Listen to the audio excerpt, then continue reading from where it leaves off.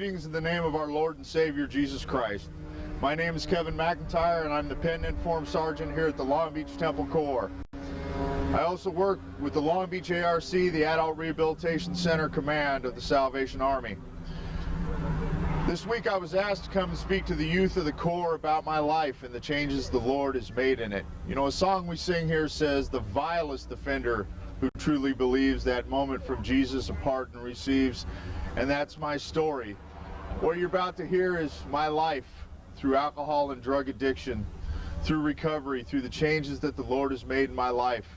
And I truly believe that this will let you know that no matter how lost or broken your life is, the Lord can put it back on the path again. God bless you and have a nice day. Really honored tonight to have Kevin Macintyre come and speak to the Creative Ministries team here at Salvation Army Long Beach Temple. Kevin has a phenomenal testimony to share. The Lord has done a miracle in his life. The stuff that Kevin has battled and overcome through the power of Jesus Christ are things that are pretty much in your face every day when you walk the streets of this world. So let's give Kevin our attention. He has a lot to impart to you. You can ask questions, and I'm sure you'll have a great time. So Kevin, it's all yours. God bless you. Thanks, Norm. My name is Kevin Macintyre. I'm a recovering drug addict and an alcoholic. I have a long criminal past, a long drug and alcohol past. I'm now a soldier of Jesus Christ, a soldier of the Long Beach Temple Corps here of the Salvation Army, and also an employee of the Salvation Army's drug and alcohol rehab program. I enjoy the opportunity to be here with you guys. Every day in my work I see destroyed lives of people who, at about your age, made some wrong decisions. I ended up with the Salvation Army because at your age I made some really bad decisions. I was not raised in a home that for any stretch of the imagination would have encouraged me to be a criminal, a drug dealer, an alcoholic, or an addict. My dad is a U.S. Marshal. When I was growing up, my dad was a Lakewood sheriff. My mom was a Sunday school teacher. There were never drugs or alcohol in my home when I grew up. And I was raised in the church. I was raised in a church up in Redondo Beach. At the age of 12 and 13, I was a member of Billy Graham's youth ministries. And about the age of 14, I made a decision that I found church and the Bible and all the things that my parents thought very important in their life very, very boring to me. And went out just looking for just a little bit of fun. I just started pushing those little boundaries that I hope you guys don't start pushing. At the time I was 14, I started smoking cigarettes and then drinking a little wine, and I thought that was a very cool thing. It was everything against what my parents taught, and at that time I thought it was very important to be not like my parents. By the time I was 15 years old, I was smoking weed every day and eating pills and snorting cocaine, and had a pretty good habit rolling. I was in a lot of trouble at school. I do regret never finishing high school, but I never did. Was in a lot of trouble with the law. By the time I was 16, I'd been arrested for gun charges. I'd been arrested for burglary. And my life was about a lot of gang banging, a lot of violence, a lot of beating, shooting, and stabbing at my fellow human beings, and a lot of drinking and using. By the time I was 16, I was a mainline drug user, which means that my preference for using drugs was anything I could put in a syringe and jam into my veins. By the time I was 16, I rebelled completely against everything my parents had established as a lifestyle, repeatedly ran away from home, got a motorcycle at the age of 16, and basically just quit going to school and just started drinking and using and robbing. My parents couldn't take me anymore. I was breaking my parents' heart. I was fortunate enough to have a loving grandmother that took me in and tolerated me, even though I was not the most desirable person to be around. I spent all of my teenage years breaking in other people's houses, stealing things that weren't mine and selling them so I could have drugs and alcohol. I wanted nothing to do with the church, nothing to do with education. And at the time, I thought I could spend my whole life doing that. You know, I thought that My goal at the age of 16 was to be a big-time drug dealer and have a big car and lots of pretty women and lots of drugs and alcohol in my house all the time. And I came to a shocking conclusion that the world will not hand you everything on a silver platter. After having been in and out of jail a few times, and came to a point where neither my grandmother or my parents wanted to support me and pay my bills, I had to find out that you have to go out and do other things in the world in order to support yourself. Having not finished high school, the only thing I was probably qualified for was to work at McDonald's. And if you kids think you can just screw around in school and everything's going to be cool, that's where you're going to end up. You're either going to end up in criminal activities, or you're going to end up, you know, saying, would you like me to supersize that for you, sir? Because that's the choices that we make. The time I was 17, I had no future and no options, and I decided to try the United States military at the age of 17. I thought it would change my life. I thought, you know, at least I would support myself, because my parents weren't going to support me anymore, because I was a thief and a bum and a drug addict. So at the age of 17, I joined the 82nd Airborne Division of the United States Army and went in the service. And the funny thing about going into the service was they very much encouraged alcohol abuse. It was okay. They bought us alcohol. They gave us alcohol. There was always alcohol readily available. And I thought this was wonderful. For a while, I really got a kick out of it. I jumped out of airplanes. I blew stuff up. I shot a lot of guns. I got to go to the jungles of Panama and crawl around in foxholes in the mud and drink and be drunk. And there was a lot of drugs in the Army. And I got to be loaded, and no one cared as long as I showed up every day. And I thought that was okay. But I'm an alcoholic and a drug addict, and too much is still not enough for me when I'm rolling. When I'm out in my addiction, there isn't enough. There just isn't enough. And I got to where partying on the weekends and going back to my unit on Monday morning wasn't enough for me. And I fell in with a crowd of people that did the stuff that I was used to doing before I went in the Army. I fell in with a crowd of people that broke in people's houses and did armed robberies and stuck up liquor stores and bought drugs. And you know, we would do things like break into drug dealers' houses and beat them unconscious and take their dope. And so I didn't go back to the Army. I went AWOL, absent without leave. And as soon as I did that, my mom got that knock on the door. The FBI was looking for me.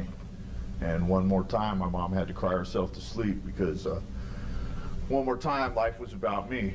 It wasn't about my responsibilities. It wasn't about the oath and the promise that I had made to serve this nation. You know, when you go in the military service, you stand up in this big room full of people in front of a big flag, and you raise your right hand, and you swear that you'll be loyal to the United States and that you'll defend the Constitution. And I wasn't loyal to anybody but Kevin, and that's what my life was about. I managed to stay out AWOL for quite a long time, doing a lot of robberies and a lot of burglaries and buying and using a lot of drugs. And you know, the Word of God says your sin will find you out, and it's really true. If you do anything wrong long enough, someone's going to nab you, someone's going to tag you. And while on a drug run one weekend, I got stopped in a truck that didn't belong to me, with a bunch of stuff that didn't belong to me, and some guns that did belong to me, and some drugs that did belong to me. And they took me to jail in Cumberland County, North Carolina, and I was 3,000 miles away from home, and I was 19 years old, and they wanted to give me 30 years hard labor and put me in another underground penitentiary at Raleigh. And my folks, who never stopped praying for me, just couldn't deal with me, mortgaged their house and got a very expensive lawyer. And one more time, I really didn't have to pay a penalty for what I did. I got 3 years probation, and I got some jail time, and they let me out. And when they let me out, the Army said, "We don't want you anymore. You're a thief and a bum, and we're really not what we want in the United States Army. We are not the kind of person we want defending our country." And being a convicted felon, they stripped me of my rights. Many people very much take for granted the right to own a firearm to go hunting, or the right to vote. When you become convicted of those felonies, you lose your rights. You're officially not an American citizen. So I was 19 years old and I came back to California, not even legally a citizen, with one more time a longer criminal record and one more time no hope of no future or anything else. At that time I started to take on odd jobs here and there trying to support myself, and I really didn't like my life or who I was, and just crawled deeper into the drug bag. I started smoking PCP every day because it really made me not have to be who I didn't want to be. You know, I could smoke a Sherman and the whole world went away. And it's just by the grace of a loving God that I have enough brain left to work, to talk to you guys. Every day in the place I work, I meet guys that are not that fortunate. Guys that have the intellect of a 10-year-old or a 12-year-old because the drugs and the alcohol have burned up everything they had in their head. You know, I hung around LA for years going nowhere. I would work a few months and deal drugs a few months, steal a few months, and repeat the cycle. Until I came to the Salvation Army, I never held a job for more than about 6 or 7 months in my life, except for the Army. And like I said, I ended up dishonorably discharged from that organization. Well, having been around here for a while, I met a young lady who was a nice enough young lady, and I asked this young lady to marry me, and the young lady wouldn't marry me because I was a very abusive alcoholic. By the age of 20, I drank so heavily every day that I would pass out or black out at the end of the day, and I would, at that time, for the first of 7 times in my life, go to jail for assault and battery because I very much like to drink and I very much like to beat other people up. And this young lady said she wouldn't marry me. She'd live with me, but she wouldn't marry me because I was a mean drunk, is what she told me. But we lived together, and I loved this young lady. And a funny thing happened to me just before my 21st birthday. My liver shut down, and I went to the hospital, and I almost died. And they told me, Mr. Macintyre, you have alcoholic cirrhosis and alcoholic hepatitis. And I told them that I couldn't be an alcoholic because I was 20 years old, and there's no way someone 20 could be an alcoholic, and there's no way someone 20 could be dying of the terrible disease of alcoholism, but it was very much a fact in my life. So for a 3-year period in my life, I couldn't drink. And I would like to say at this time that I got sober and everything at that time, and everything was happy, but it wasn't. I went from one thing to another, and for the 3 years I couldn't drink, I just sat in the house and sold pot and smoked pot and sold pot and smoked pot, and really went nowhere with my life. But this young lady married me at that time because I no longer came home and shot up the house and broke the furniture and kicked the dog because I wasn't drunk. So we married and we moved up north to a little community called Merced, a little farming community, and I thought that we would have white picket fences and my life would be different. And I worked and I smoked pot and I hung out and I watched the world go by for about another 1.5 years, and finally, after having not drank for 3 years, I decided it would be all right to drink one more time. And I'm an alcoholic, and chances are in this room about one out of 5 of you are alcoholics and you don't know it yet. And if you ever take that first drink, you're going to start a ride that's really unbelievable.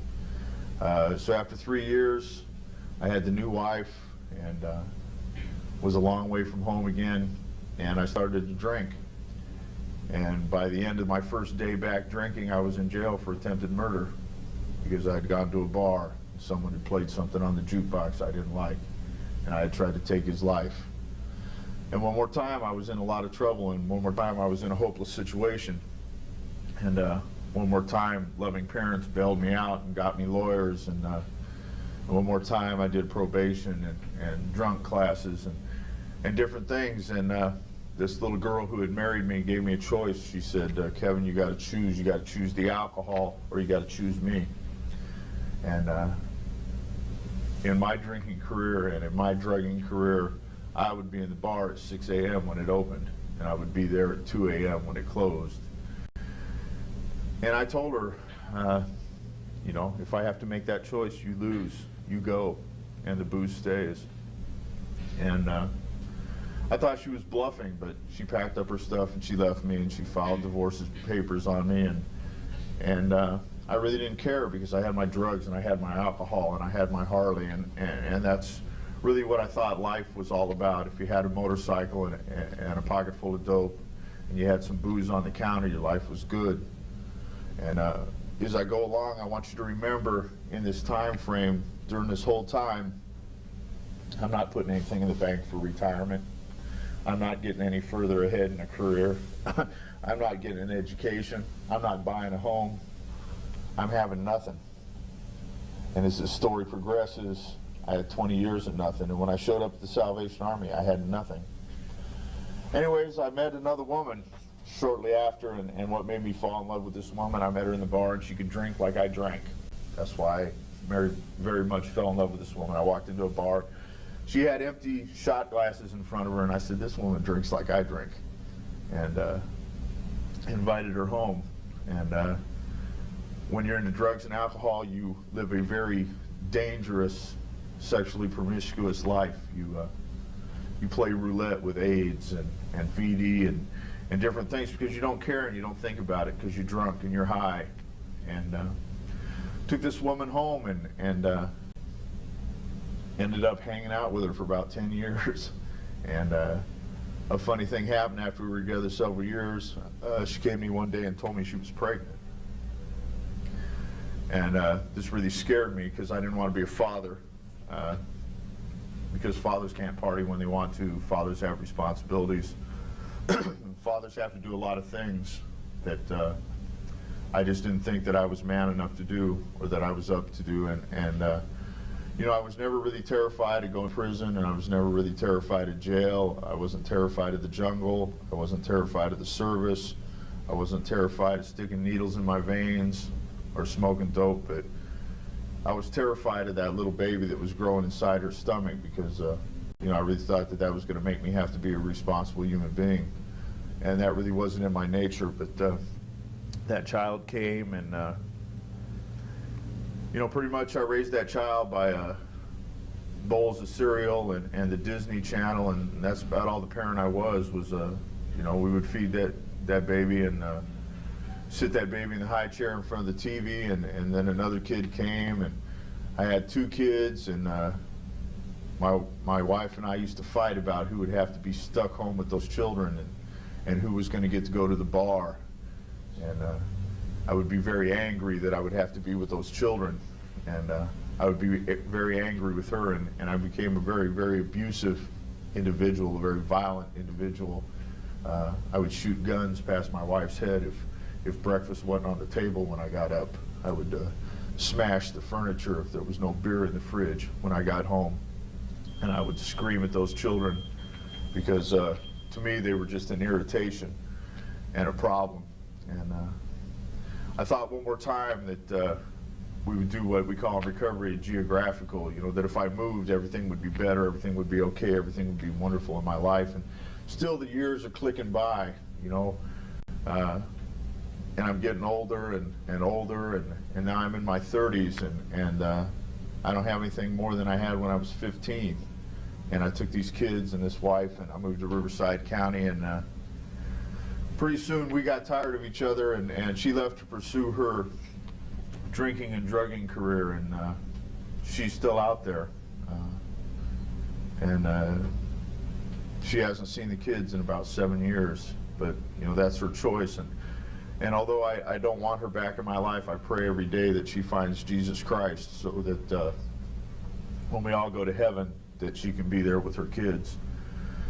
But anyway, she left, and there I was, you know, an alcoholic and an addict, and I had these 2 little babies, and I would sit around and wait for the welfare check to come, and wait for the food stamps to come, and I'd deal little drugs, and I'd sell the food stamps, and I'd feed the kids top ramen, and I'd drink until I'd fall over every night. And I managed to go on that way for a few years, and my father told me that he was very afraid that my children would find me dead one morning. And by that time, those children had become very important to me because no one else wanted to be around me, because I'm really not a nice person when I drink and use, and I turn on my friends, and I chase their wives, and I beat up on my friends, and I tear up their houses. So pretty much by that time of my life, my kids were the only people that could stand to be around me, and my dad came with the Department of Children's Services, and he took my children away. And I hope none of you ever have to live to see your children crying out for you as they're dragged down the driveway and put in a car and driven out of sight. I hope none of you ever have to live to be such a terrible parent that the state has to come and take your babies away from you. But I did that, and all they told me is, Mr. Macintyre, if you can get off of drugs and alcohol for 6 weeks, we'll give you your kids back. But I couldn't get 6 weeks together. I couldn't get 6 hours together. There was days where I couldn't get 6 minutes together. But you know, I managed to bury myself in enough drugs and alcohol where it really didn't hurt so bad. The kids were gone, and I managed to deal, and I managed to do little side jobs, and I kept my home for a while. And you know, I managed to always have drugs on the table and beer in the fridge, and I thought life wasn't too bad. And then all the little things that I did to keep the money coming in didn't matter anymore, because they were really interfering with my ability to drink and use. They were interfering with my ability to do what I wanted to do, which was to be so numb that I couldn't feel anything in my life. And pretty soon I lost the home. And for the first time in my life, I was homeless. And you know, I looked up an old friend here and an old friend there, and they let me stay for a few weeks. Went that way for almost a year, and then finally came that day where I'd burned all the bridges there was to burn. And I'll never forget the feeling. Everything I owned in the world was a pair of Levi's, some jeans, a pair of tennis shoes, a 12-pack of beer, and a pack of cigarettes. And I sat in the rain in Riverside County on a corner, and I cried like a baby, because everything I had in my life was sitting in front of me, and it was nothing. And I didn't want to live anymore. And I cried out for the first time in my life, probably the first honest prayer I ever prayed in my heart. I screamed out, God help me. God, just please help me, because I didn't want to be what I was anymore. I didn't want to live anymore. And I really pretty much wanted to die, but was too much of a coward to kill myself. And I called my mom, because I just thought if I could hear my mom's voice that everything in my life would be all right. And my mom asked me, she said, will you go to the Salvation Army? And I had not an idea in the world what the Salvation Army was, except for those people who ring the bells in your ears at Christmas. And you know, I know that they used to have boxes that you put the clothes in for the Salvation Army, and we used to go on speed runs at 2 in the morning and crawl inside them boxes and take the clothes out. And that's all I knew about the Salvation Army, is that you could steal from them, and that they were asking for change at Christmas. And my mom told me there was a place down here in Long Beach called an Adult Rehabilitation Center. And she had talked to another soldier in the Army that worked there. She used to call him at night when she couldn't sleep. And this guy, his name was Jimmy Nettles, and he would sit on the phone with my mom, and he would tell her, Mrs. McIntyre, if you can ever just get him here, if you can ever get him through the doors of this place, maybe we can help him, and there might be some hope. And I was utterly defeated, and I was broken. And I told my mom, yeah, to come get me, that I would go to the Salvation Army. And I can remember walking in the doors, and there was a guy there in his Salvation Army uniform, you know, and I thought, man, this guy looks like a pilot, and this place is weird, and I don't want to be here. And it was not really my choice, but I didn't have anywhere else to go. I could either kill myself, I could stay living in a box, or I could stay there at the Army. And I was there, and I was hungry, and I was dirty, and I was demoralized. But those people took me in there.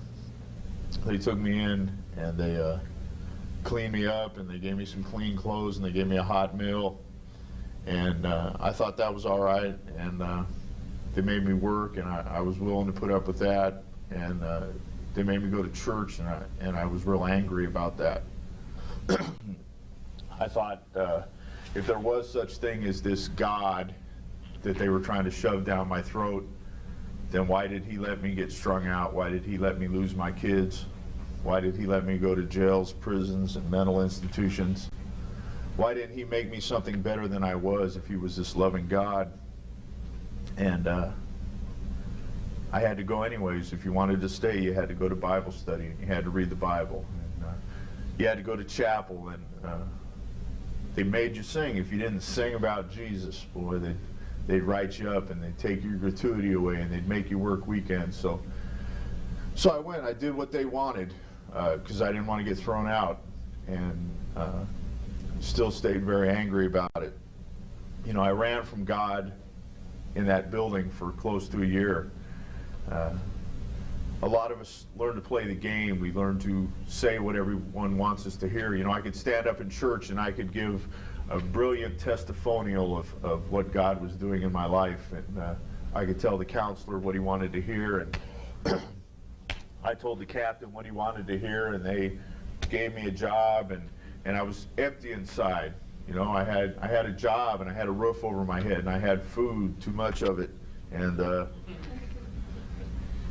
you know, I had cigarette money, and I had this and that, and I said, well, this is all right, but all this God junk, you know, I really didn't like it, but I couldn't figure out why I was so miserable. You know, when I cried out, God help me, all I wanted was a roof over my head and some food in my stomach and a bed to lay on.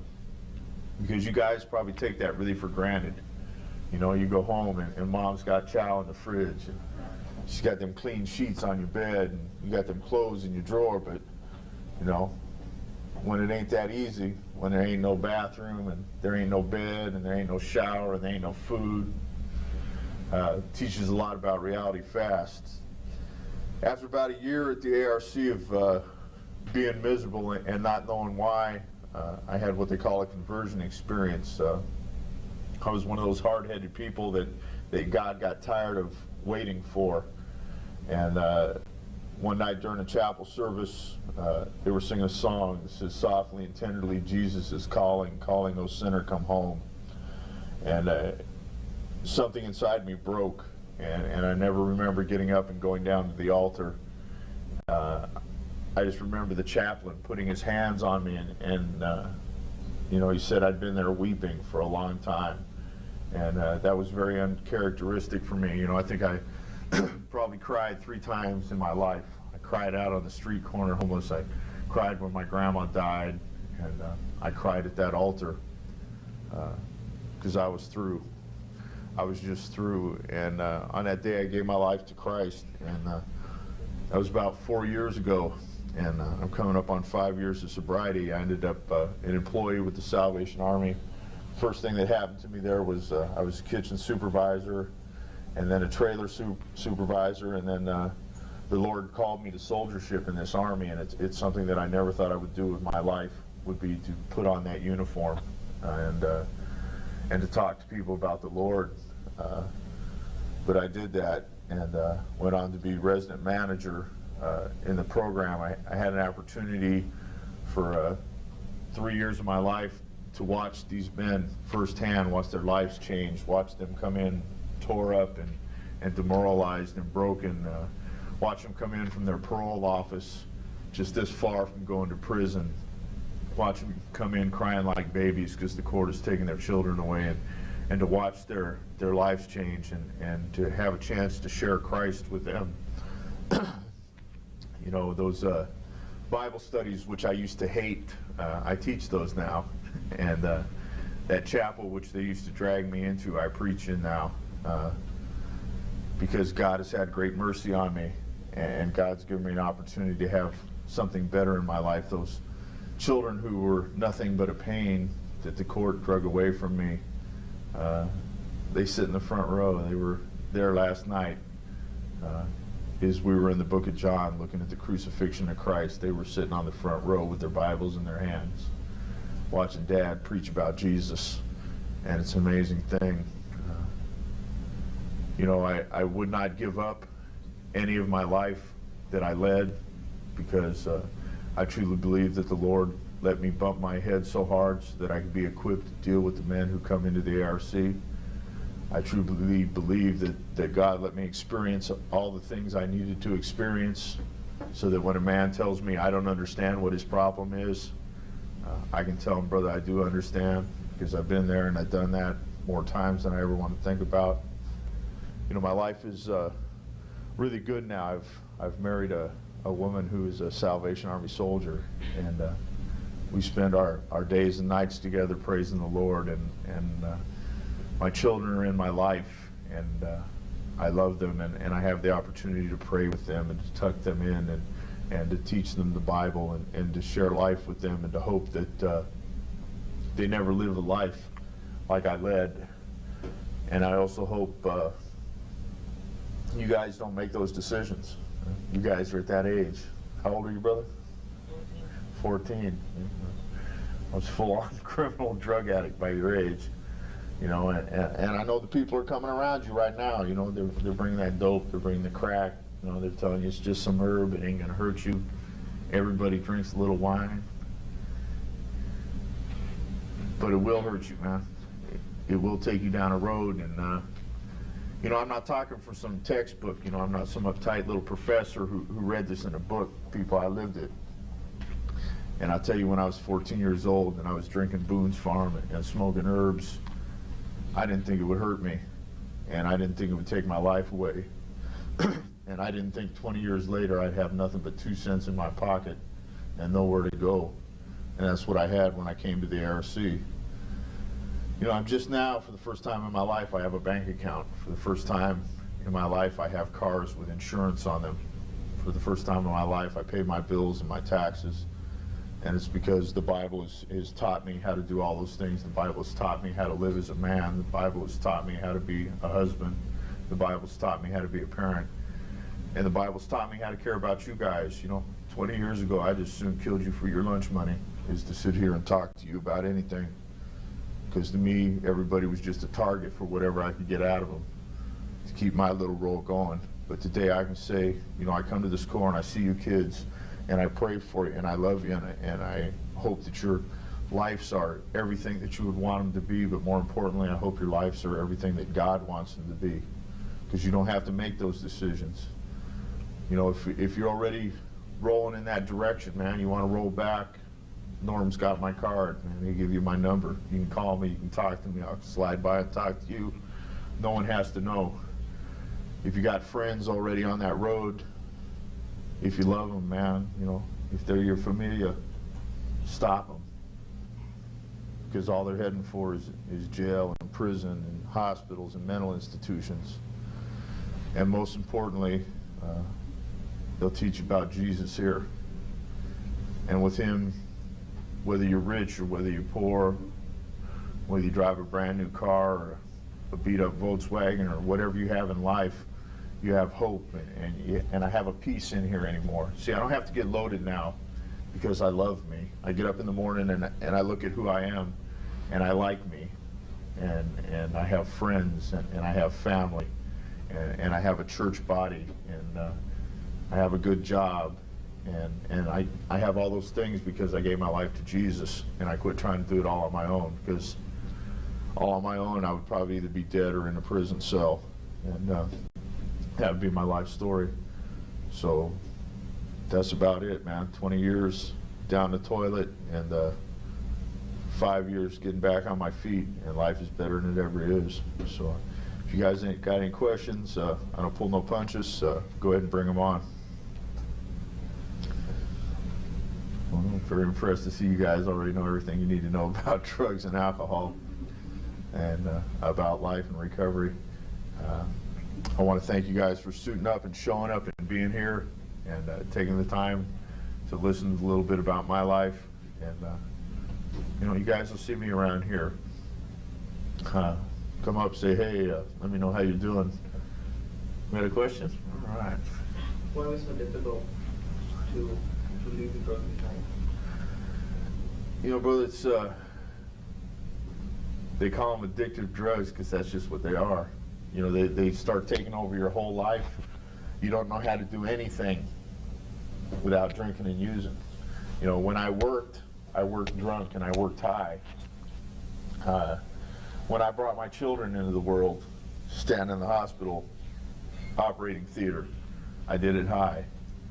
I'm an alcoholic. When I drink alcohol, my body wants more alcohol and more alcohol. And when I quit drinking, I almost died from alcohol withdrawals.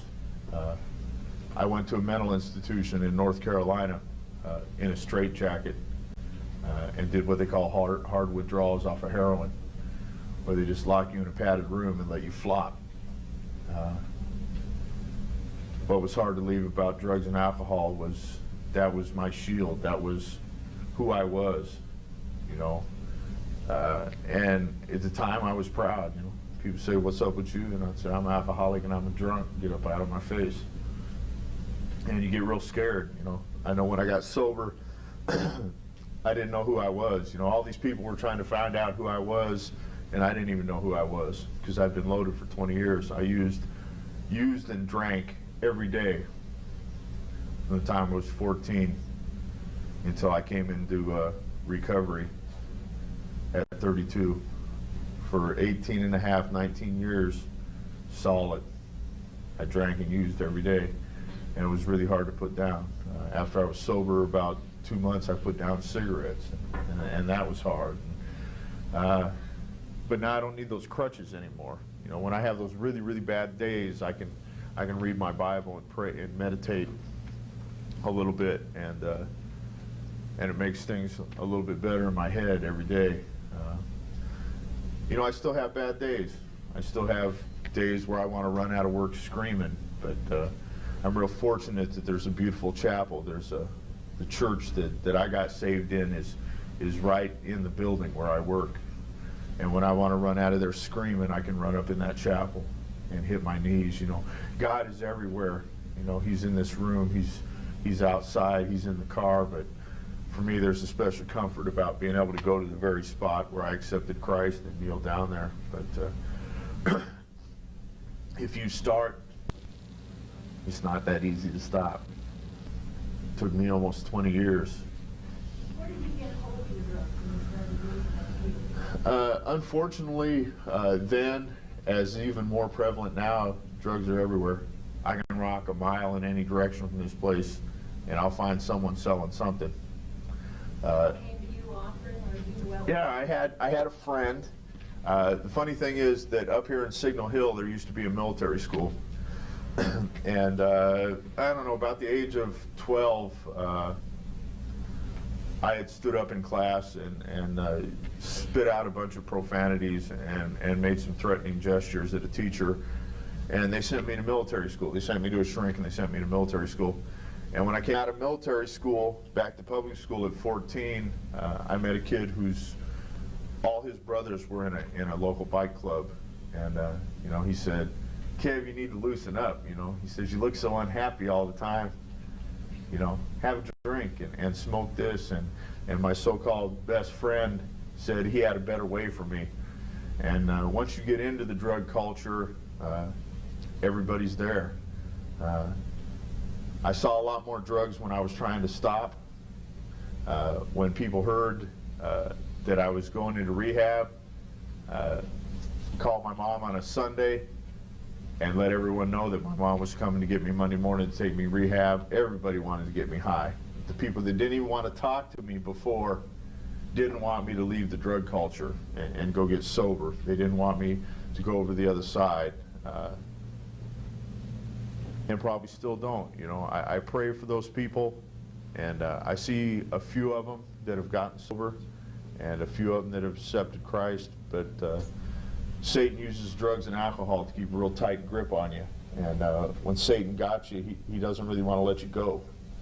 And I tried a lot of things in my life to make the compulsion to drink and use go away. I spent my first year in recovery wanting to get high every day because I didn't have Jesus. And until I found Jesus, the compulsion didn't go away. You know, I still, I go to meetings maybe once a week. I go to church 3 times a week. I read the big book Alcoholics Anonymous once a week. I read the Bible every day.